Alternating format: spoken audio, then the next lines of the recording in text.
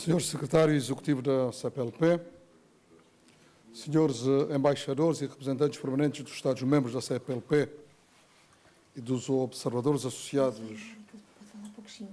e demais membros do corpo diplomático,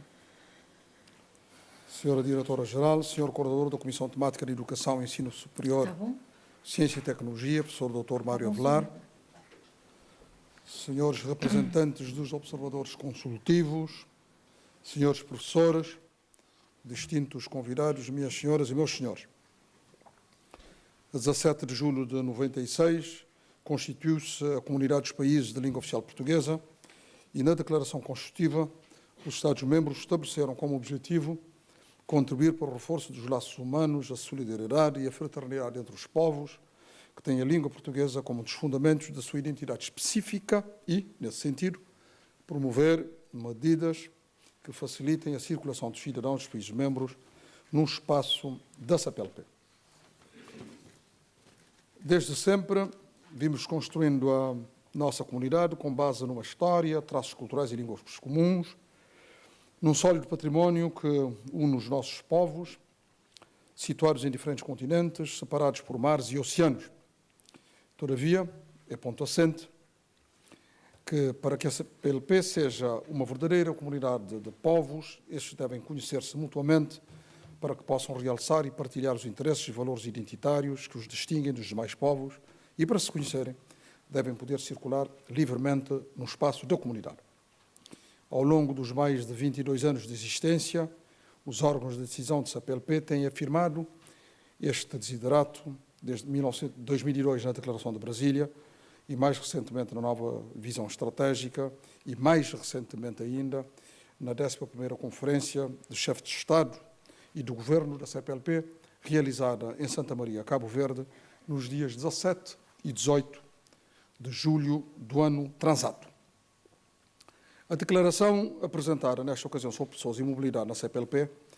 reitera mais uma vez a transversalidade da temática da mobilidade e a importância que se reveste para setores como a cultura, a educação, a ciência e a inovação e para o setor económico-empresarial. É inegável, na verdade, o aporte que a dinamização da mobilidade académica poderá significar para a criação de pontos entre estudantes, investigadores e cientistas dos nossos países, bem sim para a valorização académica e técnica dos estudantes, atribuindo-lhes competências importantes para os mercados de trabalho e contribuindo de igual forma para a formação altamente qualificada de recursos humanos e para o intercâmbio de conhecimento e para o desenvolvimento da ciência e da inovação no espaço comunitário. O eixo da mobilidade académica foi identificado como estratégico desde 1997, na primeira reunião de ministros da Educação da CPLP, que ocorreu em Lisboa. Também na 5ª reunião de ministros do Ensino Superior, Ciência e Tecnologia da CPLP, Luanda 2012, onde se decidiu reforçar as condições para o intercâmbio e mobilidade de estudantes, docentes, investigadores técnicos e gestores. É neste contexto de concretização de um desejo há muito expresso que no passado dia 24 de abril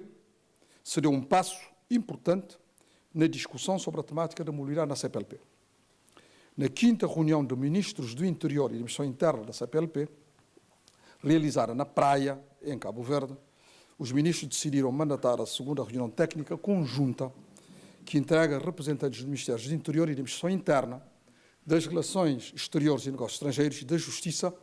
que deverá ocorrer em breve em Lisboa, em princípio a 27 deste mês de maio, a apresentarem um projeto final do acordo sobre a mobilidade no 24º Conselho de Ministros da CPLP, a ter lugar em Cabo Verde, a 19 de julho de 2019.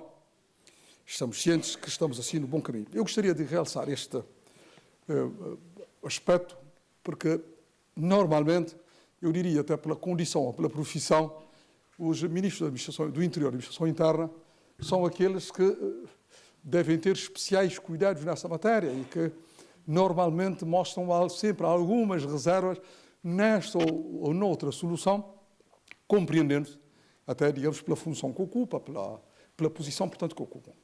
E creio que foi extremamente importante a circunstância de, em Cabo Verde,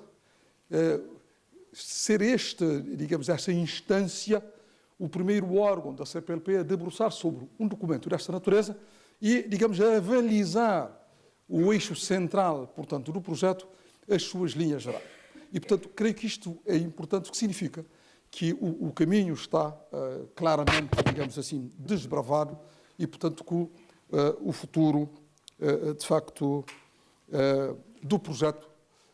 mostra-se perfeitamente, digamos, factível.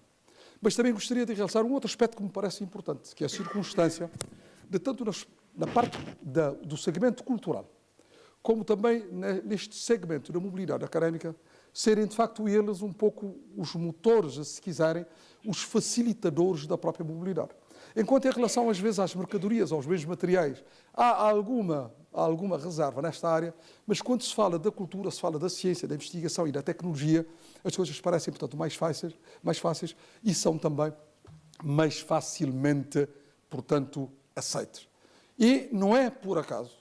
que na tal pirâmide invertida que se apresentou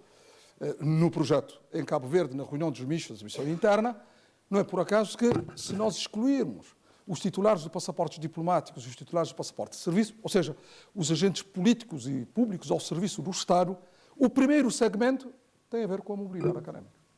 Ou seja, a questão dos docentes, dos investigadores, dos cientistas, etc. Não? Como o primeiro segmento. Numa espécie de hierarquização de valores, dizendo, olha, se nós excluirmos os titulares de passaportes diplomáticos, a escolha óbvia,